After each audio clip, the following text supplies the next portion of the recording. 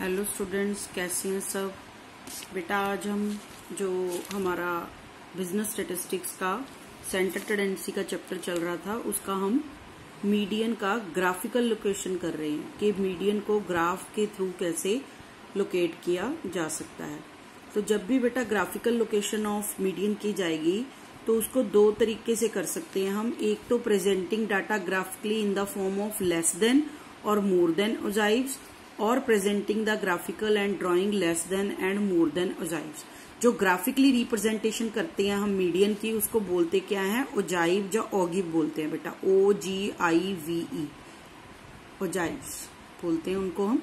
तो पेपर में भी कई बार शॉर्ट नोट में पूछ लेता है ओजाइव क्या होता है। तो ग्राफिकल लोकेशन ऑफ मीडियन जो है जब लेस देन या मोर देन सीरीज में करके हम करते हैं तो उसको क्या बोलते हैं, ओजाइव्स बोलते हैं। तो क्या कर सकते हो आप, या तो लेस देन का अकेला ग्राफिकली रिप्रेजेंटेशन कर लो, या मोर देन सीरीज की अकेली ग्राफ पे रिप्रेजेंटेशन कर लो, या दोनों को इकट्ठे बना के रिप्रेजेंट कर सकते हो। तो उससे आप लोकेशन ऑफ मीडियन है जो कर सकते हो। तो देखिए सबसे पहले हम करते हैं मीडियन थ्रू लेस देन और मोर देन ओजाइव। तो उसमें सबसे पहले आपको लेस देन के केस की एग्जांपल दे रखी है। देखिए एग्जांपल नंबर 20 हम कर रहे हैं, जिसमें आपके पास लिखा है determine median value of the following series by graphic method. तो आपके पास क्लास इंटरवल दे रखे हैं 0 to 10, 10 to 20, 20 to 30, 30 to 40, up to 70 से 80 तक। नंबर ऑफ वर्कर्स दे रखे हैं 4, 6, 10, 10 और 5। तो इट मीन्स ये हमें जो दे रखी है इससे बोला है ग्राफिकली आप मीडियन कैलकुलेट करो।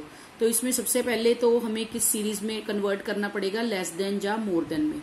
जैसे हम लेस देन मोर देन को सिंपल में कन्वर्ट करते थे, अगर आपको सिंपल दे रखी है ग्राफिकल कैलकुलेट करने को बोला है तो आपको लेस देन या मोर देन में इसको कन्वर्ट करना पड़ेगा। तो कन्वर्ट करने के लिए आप क्या करोगे, लेस देन और मोर देन सीरीज में सबसे पहले तो इसमें लिखोगे आप less than 10, less than 20, less than 30, less than 40, ऐसे अपर लिमिट लिखते जाओगे, निचली लिमिट लेस देन। तो ये हो गया less than 10, less than 20, less than 30, less than 40, 50, ऐसे अप टू 80 तक आपने कर लिया। सेम आपके इसके पीछे जब भी आपके पास लेस देन या मोर देन सीरीज दी होती है तो बेटा क्या दिया होता है, CF। तो ये आपके पास क्या दे रखी है, F। देखिए 4, 6, 10, 10, 25, 22 ये बढ़ते या घटते क्रम में नहीं है, तो ये आपके पास CF नहीं है। तो इसकी हमें क्या कैलकुलेट करनी है, CF। वो कम्युलेटिव फ्रिक्वेंसी होती है, उसको कैसे कैलकुलेट करना है, 4 पहला आ जाएगा, 4 उससे पहली वैल्यू क्या है 0, तो 4 + 0 4 आ गया आपके पास। नेक्स्ट है 6 + 4 10, 10 + 6 उसके बाद आपके पास 10 हो गया था, 10 + 10 20, 20 + 10 30, 30 + 25 55, 55 + 22 77, 77 + 18 95, 95 + 5 100। तो ये आपकी कम्युलेटिव फ्रिक्वेंसी हो गई है क्वेश्चन में। तो अब इसमें इसका क्या करना है, आपने इसको ग्राफ पे रिप्रेजेंट करना है बेटा। देखिए कैसे करते हैं हम ग्राफ में रिप्रेजेंट। ये इसने ग्राफ में रिप्रेजेंटेशन की है। इस पे हमने क्या करना है बेटा, नीचे आपने ले लेना है less than 10, less than 20, less than 30, less than 40, 50, ऐसे 80 तक नीचे एक्स एक्सिस पे पॉइंट ले लिए। वाई एक्सिस जो आपकी है वहां पे आपने 100 तक वैल्यूज ले ली, क्योंकि आपकी मैक्सिमम वैल्यू कितनी थी CF की 100। तो आपने यहां से मान लो कि 5 के गैप से 10 के गैप से जैसे भी आपने 100 तक वैल्यूज है यहाँ पे ले लेनी है।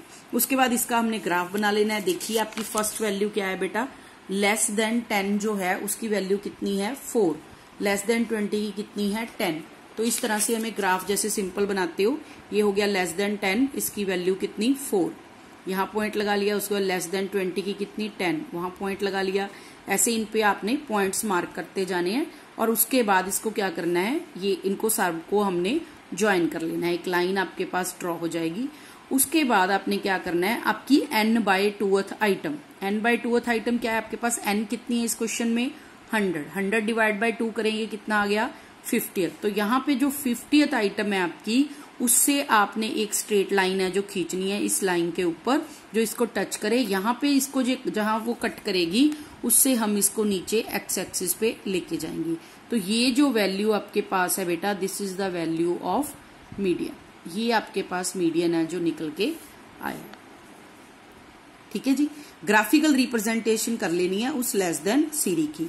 सेम केस में आप इसको मोर देन में कन्वर्ट कर सकते हो। आपका हो गया मोर देन, लोअर लिमिट लिखेंगे हम जहां पे more than 0, more than 10, more than 20, more than 30, ऐसे मोर देन 80 तक। उसके बाद यहाँ पे आपके पास जो आएगी कम्युलेटिव फ्रीक्वेंसी उल्टी हो जाएगी, क्योंकि मोर देन में केस में हाईएस्ट से शुरू होती है, लोएस्ट पे खत्म होती है, और लेस देन के केस में लोएस्ट से शुरू होके हाईएस्ट पे खत्म होती है। तो ये आपकी आ गई कम्युलेटिव फ्रीक्वेंसी। इन दोनों को हम क्या करेंगे, इसको ग्राफ पे रिप्रेजेंट कर लेते हैं। एक्स एक्सिस पे आपका हो गया वही more than 0, more than 10, more than 20, ये कर लिया आपने। यहाँ पे आपके 100 तक आपने जो है CF है जो उसको ले लिया, इस पे हम ले रहे हैं CF, और इस पे हमारी ले रही है जो X आपको गिवन थी वेजेस। ठीक है जी। उसके बाद आपने क्या करना है, इसके भी डॉट लगा लिए। आपका मोर देन लेस देन जो 10 था उसमें आपके पास क्या थी 100, तो ये लेस देन 0 आपकी 100। उसके बाद लेस देन 10 जो आपके पास है 96, उसके बाद लेस देन 20 जो आपके पास है 90। तो ऐसे आप डॉट्स लगाओगे, उन सबको क्या कर दोगे ज्वाइन। तो ये आपकी मोर देन की जो है नीचे को बनेगी कर्व, और जो लेस देन था उसकी कर्व हमेशा ऊपर को बनेगी। तो ये आपकी लेस देन मोर देन की कर्व बन गई है। इस पे भी सेम करेंगे। आपकी नंबर ऑफ आइटम्स का टोटल कितना है 100, 100 डिवाइड बाय 2 आपके पास कितना आ गया 50। 50th आइटम पे यहाँ पे हम जो है मार्क करेंगे, और उससे एक स्ट्रेट लाइन है जो इस कर्व की तरफ लेके जाएंगे। यहाँ पे ये काटेगी जिस कर्व पे जाके, उससे हम नीचे एक्स एक्सिस लाइन लेके जाएंगी। तो ये आपकी वैल्यू आ गई मीडियन, जो कि आ रहा है 48। तो यहाँ पे भी आपका 50 से थोड़ा सा कम 48 आ रहा था, यहाँ पे भी आपका 50 से थोड़ा कम 48 आ रहा है। तो ये हो गया आपका लेस देन और मोर देन के केस में। इसी तरह से आप कंबाइंड दोनों को बना के कर सकते हो बेटा। वही एक्स एक्सिस पे हमने ले लिया 10, 20, 30, 40, 50, 60, 80 तक। यहाँ पे हमने 100 तक वैल्यूज ले ली। उस पे सेम तरीके से पहले लेस देन की वैल्यूज प्लॉट करके उनको ज्वाइन कर लिया आपस में, फिर मोर देन की वैल्यूज प्लॉट करके उसको भी ज्वाइन कर लिया आपस में। अब ये दोनों जहां पे कट करेंगी, ठीक है जी, वैसे भी आप कर सकते हो। n/2th आइटम कितना बना आपका 50, उस पे जब आप लाइन खींचोगे तो वहां आएगी जहां ये दोनों आपस में कट करती हैं जिस पॉइंट से, उससे नीचे को खींचेंगे तो ये देखिए 50 से थोड़ा कम, दैट इज 48। यहाँ पे आपका क्या आ गया बेटा मीडियन की वैल्यू। तो ये है मोर देन और लेस देन, दोनों के साथ भी इसको आप ड्रॉ कर सकते हो। ये थी आपकी बेटा ग्राफिकल रिप्रेजेंटेशन ऑफ मीडियन। इसके बाद आपके पास है some merits of median. Merits of median में क्या है बेटा, फर्स्ट आपके पास दे रखी है like an ideal average median is rigidly define किया जा सकता है, एक अच्छी एवरेज माना जाता है मीडियन को। दूसरा, it is easy to understand and calculate, easy है अंडरस्टैंड करने में और कैलकुलेट करने में। It can be located by inspection in many cases, बहुत सारे केसेस में आप देख के ही मीडियन का पता लगा सकते हो। It can be calculated even if the value of extreme values are not known but the number of item should be known. अगर आपको नंबर ऑफ वैल्यूज पता है, आइटम्स पता है, और एक्सट्रीम की कोई आइटम नहीं भी पता है, तब भी आपका आंसर है जो वो निकल आएगा, क्योंकि हम इसमें असेंडिंग या डिसेंडिंग ऑर्डर में अरेंज करते हैं सीरीज में। अगर आपने सीरीज को अरेंज कर लिया, ये आपकी सीरीज होगी 5, 10, 15, 20, 25। एक आइटम आपकी है 1000, वो आपको यहाँ पे दे नहीं रखी, तब भी आप कैलकुलेट कर सकते हैं। आपके नंबर ऑफ आइटम्स 1, 2, 3, 4, 5, 6 आपके पास आइटम है, तो आपका हो गया 6 + 1/2, it mean 7 divide by 2, that is 3.5 item. ये हो गया थर्ड और फोर्थ आइटम के बीच में, तो हम करेंगे 15 + 20 डिवाइड बाई 2। तो ये आपका जो आ गया 35 को 2 से डिवाइड कर लीजिए, 17.5 जो है आपका क्या आ जाएगा मीडियन। तो इस केस में आपको एक्सट्रीम वैल्यू नहीं भी पता तो भी आप निकाल सकते हो, क्योंकि आपने सीरीज को अरेंज करना है। अगर बढ़ते क्रम में भी करते तो आपकी सीरीज ऐसे अरेंज हो जाती 25, 20, 15, 10, 5। ये आपको नहीं भी पता, आपको नंबर ऑफ आइटम्स पता है कितनी है, तो आप उससे कैलकुलेट कर सकते हो। तो ये एक इसकी बेनिफिट है इसमें। Median is not influenced by values of extreme values. जो एक्सट्रीम वैल्यूज है वो हमें पता हो ना पता हो कोई फर्क नहीं पड़ता, तो इसका मतलब ये है कि इसके आंसर पे भी एक्सट्रीम वैल्यू से कोई इफेक्ट नहीं पड़ता, जो कि हमने कहा था कि मीन के केस में एक्सट्रीम वैल्यूज का जो है वो फर्क पड़ता है। ठीक है जी। Median is best suited to those areas where direct quantitative measurement is not possible. यहाँ पे क्वांटिटेटिव मेजरमेंट ज्यादा पॉसिबल नहीं है, जहां क्वांटिटी आपके पास अवेलेबल नहीं है वहां पे भी आपका मीडियन है जो बहुत अच्छा सुटेबल है। जहां इंटेलेक्चुअल की बात करते हैं, ब्यूटी की बात करते हैं, तो वहां पर भी आप मीडियन है जो उसको कैलकुलेट कर सकते हैं। नेक्स्ट इसकी एक मेरिट जो है, median can be computed while dealing with the distribution with open ended. Open ended class interval के केस में भी ज्यादा प्रॉब्लम है जो नहीं आती है अगर आप मीडियन कैलकुलेट करते हो, क्योंकि मीडियन ऑलवेज आपका मिडल में लाई करेगा। अगर आपको अपर और लोअर की आइटम नहीं भी पता होगी सबसे पहले क्लास इंटरवल की और लास्ट वाले की ओपन एंडेड में, तब भी आप मीडियन को कैलकुलेट कर सकते हो। नेक्स्ट बेटा आपके पास है कुछ डीमेरिट्स मीडियन की। तो मीडियन की डीमेरिट्स क्या हैं? वेयर देयर बिग वेरिएशंस हैं वैल्यूज में, वहां पे मीडियन है जो वो रिप्रेजेंटेटिव नहीं होगा सभी वैल्यूज का। Median is not suitable for further algebraic treatment में, अगले चैप्टर्स में आप देखोगे मीन ज्यादा यूज होता है, मीडियन जो है वो कम यूज होता है। Median in continuous series has to be computed through interpolation के थ्रू वैल्यूज हैं जो कैलकुलेट करनी पड़ती हैं। If big organization, big or small items in a series are to receive greater importance, then median would be an unsuitable average। अगर आपने small items को या bigger item को ज्यादा importance देनी है तो वहां मीडियन पॉसिबल नहीं है, क्योंकि मीडियन हमेशा मिडल आइटम होता है। हम सीरीज को असेंडिंग या डिसेंडिंग में अरेंज करते हैं। Median is more affected by fluctuation of sample. Arithmetic mean calculate के टाइम पे जितना सैंपल का इफेक्ट पड़ता है फ्लक्चुएशंस का, मीडियन का उस पर भी ज्यादा पड़ता है। मतलब मीडियन जो है सैंपल की फ्लक्चुएशन से बहुत जल्दी चेंज हो जाता है। टू पुट इन कई बार असेंडिंग और डिसेंडिंग ऑर्डर में करना, अरेंज करना ही मुश्किल हो जाता है सीरीज को। In case of even number जब सीरीज होती हैं तो उसमें कैलकुलेशंस है थोड़ी पहले से बढ़ जाती हैं। तो ये थी कुछ merits and demerits of median. इसके साथ ही मिलता जुलता एक बेटा टॉपिक आपका है जो वो है पोजिशनल मेजर्स का। ठीक है, अदर पोजिशनल मेजर्स और पार्टीशन वैल्यूज। जो हमने पोजिशनल मेजर किया है आपका मीडियन, उसके साथ ही कुछ पार्टीशन वैल्यूज भी हो सकती हैं।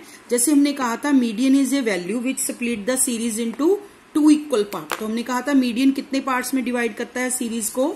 2 इक्वल पार्ट्स में डिवाइड करता है। ठीक है, हो सकता है कि आप क्या करना चाहो कि अगर 4 पार्ट में सीरीज को डिवाइड किया जाए तो हमारा आंसर क्या होगा, अगर 10 पार्ट में किया जाओ क्या हो, तो हम ये भी जानना चाह सकते हैं। तो उसके लिए आपके पास जो वैल्यूज हैं वो हैं क्वार्टाइल्स, आप कैलकुलेट कर सकते हो, डीसाइल्स कर सकते हो, परसेंटाइल्स कर सकते हो। इनको भी पार्टीशन वैल्यूज ही बोला जाता है। ये भी सेम जो हम मीडियन कैलकुलेट करते हैं उसी तरीके से कैलकुलेट की जा सकती है। देखिए हम क्वार्टाइल्स हैं जो सबसे पहले देखते हैं। क्वार्टाइल क्या है बेटा? क्वार्टाइल डिवाइड्स ए सीरीज इनटू 4 इक्वल पार्ट्स। जैसे मीडियन है वो कितने पार्ट्स में डिवाइड करता है सीरीज को? 2 पार्ट्स में डिवाइड करता है। तो जो आपका क्वार्टाइल्स है वो कितने पार्ट में डिवाइड करता है सीरीज को? 4 इक्वल पार्ट्स में डिवाइड करता है। ठीक है, तो क्वांटिटी में ये कितने होंगे? 3 होंगे। जैसे मीडियन सीरीज को कितने पार्ट में डिवाइड करता है? 2 पार्ट्स में। लेकिन गिनती में मीडियन कितने होते हैं? एक ही वैल्यू निकालते हो ना आप। अगर आप सीरीज को 4 पार्ट्स में डिवाइड करना चाहते हो तो कितनी वैल्यूज आप निकालोगे? 3। देखिए इस लाइन से समझिए, ये एक लाइन है, ये सीरीज दे रखी है।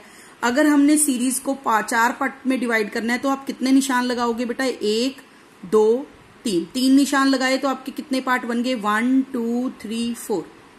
ठीक है जी।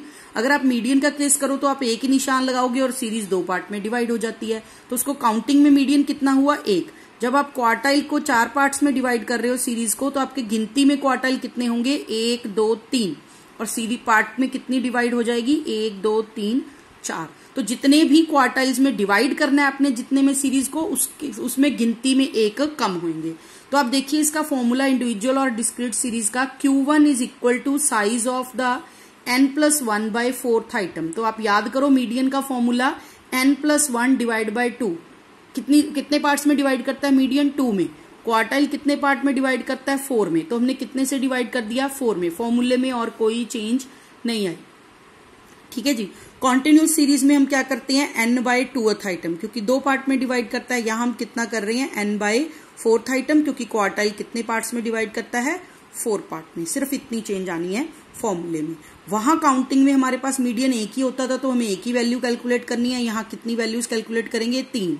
1 2 3। ठीक है जी। तो फॉर्मूले में सिर्फ क्या चेंज आया कि 2 की जगह हमारा चेंज होके क्या आ गया है? 4 आ गया है। और अगर आप पहला क्वार्टाइल चेंज कैलकुलेट करोगे तो बाहर 1 से मल्टीप्लाई करोगे, अगर दूसरा करोगे तो 2 से मल्टीप्लाई करोगे, अगर तीसरा कैलकुलेट करोगे तो 3 से मल्टीप्लाई करोगे। यही फर्क है सिर्फ क्वार्टाइल कैलकुलेट करते वक्त। और कॉन्टिन्यूस सीरीज में आप जब इससे कैलकुलेट करोगे तो आपके पास क्या आ जाएगा, क्लास इंटरवल। उसको सॉल्व करने के लिए आप फॉर्मूला हम क्या लगाते थे मीडियन में, that is L1 plus n/2 minus CF of previous class divide by f of same class into class interval का डिफरेंस। सेम फॉर्मूला हमने यूज करना है। यहां पे सिर्फ n बाय क्या आ जाएगा, 4th आइटम, क्योंकि हम क्वार्टाइल कैलकुलेट कर रहे हैं, मीडियन कैलकुलेट नहीं कर रहे हैं। ठीक है जी। अगर आप फर्स्ट कैलकुलेट कर रहे हो तो यहाँ 1 से मल्टीप्लाई हुआ होगा। अगर आप थर्ड कैलकुलेट करोगे तो ये देखिए size of 3 into n+1 divide bye 4th। अगर सेकेंड क्वार्टाइल कैलकुलेट कर रहे हो तो 2 से मल्टीप्लाई करोगे। सेम तरीके से ये आपका कॉन्टिन्यूस सीरीज का जो फॉर्मूला है, इसमें हमने कर दिया size of the n/4th item, तो 3 से बाहर क्या कर दिया, मल्टीप्लाई, क्योंकि हम क्वार्टाइल कौन सा कैलकुलेट कर रहे हैं, थर्ड। सेम ये क्लास इंटरवल के बाद फॉर्मूला L1 प्लस हमारा यहाँ होता था n/2th आइटम, यहाँ हमने किया n/4th आइटम। कौन सा क्वार्टाइल कैलकुलेट कर रहे हैं, थर्ड, तो 3 से बाहर क्या कर दिया, multiply. Cumulative frequency of previous class f of same class into class interval का डिफरेंस, ये था आपका क्वार्टाइल्स। सेम तरीके से बेटा डीसाइल्स हो सकते हैं, जिसमें हम सीरीज को कितने पार्ट्स में डिवाइड करते हैं, 10 पार्ट्स में।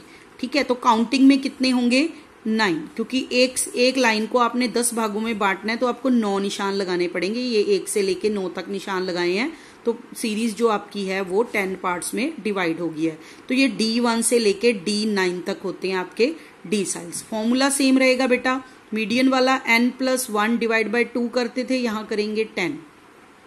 ठीक है जी। D1 के लिए 1 से मल्टीप्लाई बाहर, सेकंड कैलकुलेट करना है तो 2 से, थर्ड करना है 3 से, 5 करना है 5 से, 9 करना है 9 से। जिसका कैलकुलेट करना है उससे हम क्या कर देंगे, मल्टीप्लाई। सेम तरीके से जैसे हमने क्वार्टाइल्स में किया, सिर्फ 10 वाला फॉर्मूला चेंज होएगा। बाहर जितना जौन सा आप कैलकुलेट कर रहे हो उसके साथ बाहर क्या हो जाएगा, मल्टीप्लाई, कॉन्टिन्यूस सीरीज में।